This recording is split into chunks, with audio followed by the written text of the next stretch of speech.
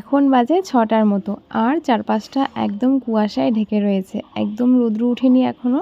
সূর্যি মামার তো দেখাই নেই, এতটাই ঠান্ডা লাগছিল। ঘুম থেকে উঠে দেখি 6টা বাজে আর চারপাশটা প্রচণ্ড অন্ধকার। রাস্তায় বেরিয়ে দেখছি এতটাই কুয়াশা যে দূরের মানুষগুলোকেও দেখা যাচ্ছে না।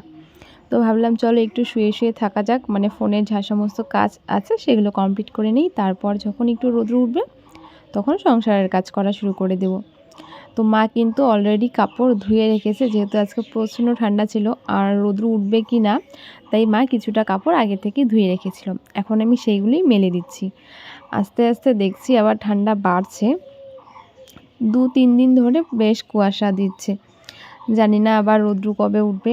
তো ভাবলাম আজকে হয়তো বা রৌদ্র উঠবে না, যেহেতু সকালের দিকে অনেক কুয়াশা ছিল। তারপরে দেখছি যে না, আকাশটা কিন্তু ভালোই পরিষ্কার হয়েছে আর বেশ সুন্দর রৌদ্র উঠেছে। তো মা কিছু শাড়ি, মানে 2টো শাড়ি আর 2টো নাইটি ধুয়ে রেখেছিল, তো এখন সেইগুলি মেলে দিচ্ছি। মা তো জামা কাপড় একদমই রৌদ্রুতে মেলা পছন্দ করে না, তাই বাড়ির মধ্যেই আমি এইভাবে মেলে দিচ্ছি। আর এগুলো কিন্তু খুব তাড়াতাড়ি শুকিয়ে যাবে, যেহেতু মা অনেকটা সকালবেলা ধুয়েছে আর জল ঝরতে দিয়েছে। এগুলো শাড়ি যেহেতু জল ঝরলে একটু হাওয়া বাতাসের মধ্যেই শুকিয়ে যায়। তো চলো জামা কাপড়গুলো সকাল সকাল মেলে দিলাম। গুড মর্নিং তোমাদের সবাইকে, কেমন আছো তোমরা? আশা করছি সবাই অনেক ভালো আছো, আমি অনেক ভালো আছি। সকালবেলা কিন্তু কাজকর্ম শুরু করে দিলাম। ওই রাতটুকু কোনো রকম রেস্ট নেওয়া যায়, মানে ঘুমোনো যায়। সকাল হলো তো কাজকর্ম শুরু হয়ে যায়। সে বাড়ির মেয়ে হোক আর বউ হোক, কাজ কিন্তু সবাইকে করতে হয়। আমি যে কাজগুলো করি তোমরা অনেকেই দেখে বলো যে এত কাজ কি, মানে আমি হয়তো বা বাড়ির বউ বলেই এত কাজ করি। অ্যাকচুয়ালি ব্যাপারটা এরকমটা নয় যে বাড়ির বউরাই শুধু কাজ করে, বাড়ির মেয়েরাও কিন্তু কাজ করে। আমার কাজকর্ম দেখে তোমরা ভাবো যে হয়তোবা আমি এ বাড়ির বউ। প্রত্যেকটা ভিডিওতে যেই, মানে ভিডিওগুলোতে একটু বেশি কাজ টাজ থাকে, তখন দেখে মনে হচ্ছে যে বাড়ির বউ। আমি অনেকবার অনেক ভিডিওতে বলেছি, সবার কমেন্টেও রিপ্লাই করি যে আমি কিন্তু মেয়ে, বউ নয়। কালকেও একটা ভিডিওতে কমেন্ট এসেছে। তো কাজ সবাইকে করতে হয়, সে হোক বাড়ির মেয়ে আর বাড়ির বউ, কাজ কিন্তু সবাইকেই করতে হয়। তো আমি যেহেতু সকালবেলা উঠে খুব ছুটাছুটি করি, মানে রান্নাঘর থেকে সমস্ত বাসি বাসন থাকে অনেক, যেহেতু বাসন থাকে একবারে নিয়ে যাওয়া সম্ভব নয়, বারে বারে নিয়ে যেতে হয়। আর আমি যেহেতু এঁঠো বাসন, তো এই পাশ থেকে ও পাশে নিয়ে যেতে হয়, তাই বেশি করে নিয়েও যাই না, অল্প অল্প করে নিয়ে যাই। গ্যাস মুছে, রান্নাঘর মুছে, এঁঠো যা সমস্ত বাসন ছিল সেগুলো বের করে কুয়ো পাড়ে রেখেছি। এই তো এখন ঘরটা মুছে নিচ্ছি, প্রায় শেষ পর্যায়ে এসেছি। ঘর মোছাটা হয়ে গেলে বসবো বাসন মাজতে। দেখা যাক কতক্ষণে বাসন মাজা হয়। আজকে সকালে ভাবছি একটু আলু ভাজা করব, যেহেতু আজকে সকালবেলা সেরকম কিছু ছিল না, আর তাড়াহুড়ো করে কি করব না করব ভেবেও পাচ্ছিলাম না। তাই একটু আলু কেটে নিয়েছি আর তার সঙ্গে পেঁয়াজ আর লঙ্কা, কালো জিরে ফোড়ন দিয়ে আলুটাকে ভেজে নিয়েছি। আজকে সকালে এটা দিয়ে খেয়ে নেব। একটু বেশি করেই করেছি যেন দুপুরেও হয়ে যায় আর সকালেও হয়ে যায়। আর আলু ভাজাটা আমার এমনই একটা প্রিয় খাবার যে এটা হলে আমার কিচ্ছু লাগে না, আমি এটা দিয়ে এক থালা ভাত খেয়ে নিতে পারবো।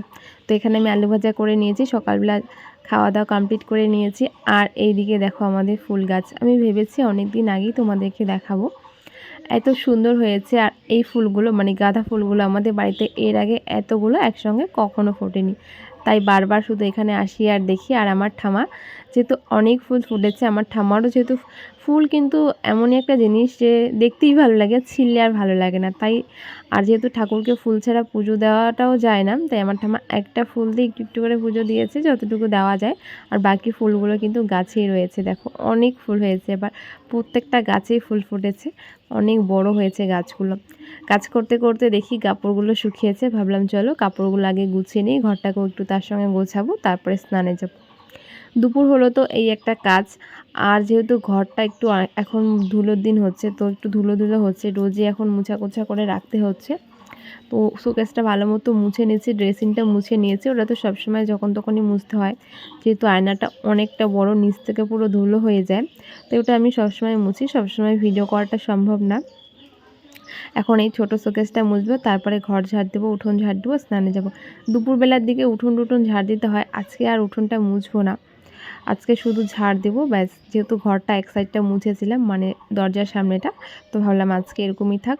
আর এখন ঠান্ডার দিন তো চলে যাচ্ছে না, তাই উঠোনটা কীরকম জানি ধুলো ধুলো হচ্ছে, একটু গোবর টবর দিয়ে মুছলে পরে বেশ ভালো লাগে। আর যেহেতু গোবরও পাওয়া যায় না, খুব সমস্যা আমাদের এই পাশে, মানে রাস্তা দিয়ে যখনই গরু যায়, একটু যদি গরুটা মানে পটি করে তো সেই গোবরটা নিয়ে পুরো টানাটানি, যে আগে দেখবে সেই নিয়ে চলে যাবে, থাকেও না, এত মানে অভাব আমাদের। আর নদীতে তো আগে থাকতো, এখন নদীতেও থাকে না, সবাই সেটা নিয়ে চলে যায়। আবার অনেকেই ওটাকে বিক্রি করে, গোবরেরও অনেক দাম, যার জন্য আর নদীতে গেলেও পাওয়া যায় না। তো শুধু জল দিয়ে মুছলে একদিন পর মোছাটা আবার উঠে যায়, আর গোবর মাটি দিয়ে মুছলে হয়তো বা 2 থেকে 3 দিন মোছাটা থাকে।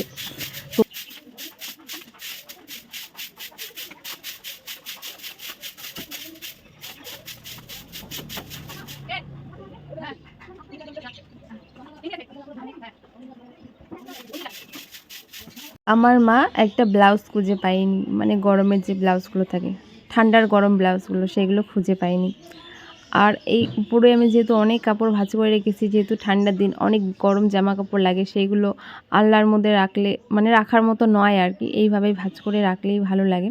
তো আমি চেয়ারের মধ্যে রেখেও পাত্তা পাচ্ছি না যে চেয়ার থেকে মানে অনেকটা উঁচু হয়ে যাচ্ছে, তারপর আমি ব্ল্যাঙ্কেটের উপরেও রাখা শুরু করেছি, আর সেখানে একটা দুটো করে রাখতে রাখতে প্রায় অনেকগুলো রেখেছি। আর আমার মা একটা ব্লাউজ খুঁজে পায়নি বলে পুরো জামা কাপড় সমস্ত কিছু উলটপালট করেছে। তো সেগুলোকেই ঠিকঠাক করে রাখছি। আর সকালে যে দুটো শাড়ি ধুয়েছিলাম সেইগুলো এখন ভাঁজ করে রাখছি।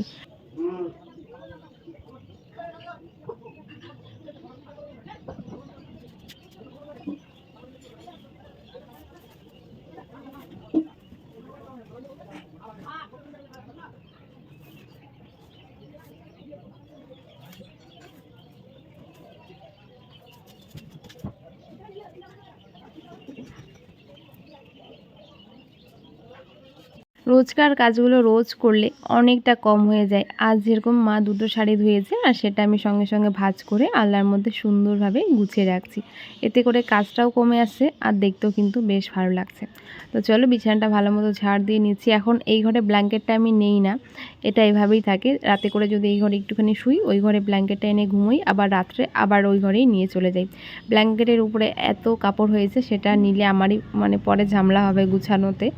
তো সেটা নেই না, এক কোণায় রেখে দিয়েছি। আর এই ঘরে যেহেতু আমরা এখন ঘুমাই না, তো এই ঘরে ব্ল্যাঙ্কেটটা খুব একটা প্রয়োজন পড়ে না। আজকে রাতে মাকে বলেছি একটু চাল ভাজি খেতে, এটা কিন্তু আমি মাঝে মাঝে মাকে বলি, মা বানিয়ে দেয়, এটা খেয়ে থাকি। তবে আমি কিন্তু একটু খাই না, আমি অনেক খাই, অনেক, এটা আমার অনেক বেশি ভালো লাগে। আর এখানে যে যতগুলো দেখছো এগুলো সমস্ত আমি আর মা কিন্তু খেয়ে শেষ করে দেব। এটা অনেকেই মানে খায় আর কি, খেতে ভালোবাসে, তবে একটু একটু করে নিয়ে খায়। আর মা আমাকে বানিয়ে দিলে এতগুলো বানিয়ে দেয়, আর আমার বেশ ভালোও লাগে। আর তার সঙ্গে ঝাল চা বানিয়েছে, তো ঝাল চা আর চাল ভাজি খেয়েছিলাম আজকে। সেটাকে আমি বেশি করে পেঁয়াজ, কাঁচা লঙ্কা, তেল দিয়ে মাখি। আমার পেঁয়াজটা একটু বেশি ভালো লাগে, আমি অনেকগুলো পেঁয়াজ দিই, তবুও আমার মনে হয়েছে যে এখানে একটু কম হয়েছে, কাটতে ইচ্ছে করছিল না, চোখ দিয়ে জল পড়ে পেঁয়াজ কাটলে, তার জন্য একটুখানি দিয়েছি। আমার মনে হয় এখানে একটুখানি রয়েছে, আর পেঁয়াজ দিয়ে খেতে দারুণ লাগে। তো চলো আজকের মতো ভিডিওটা এখানে শেষ করছি। তোমাদের সবাইকে গুড নাইট।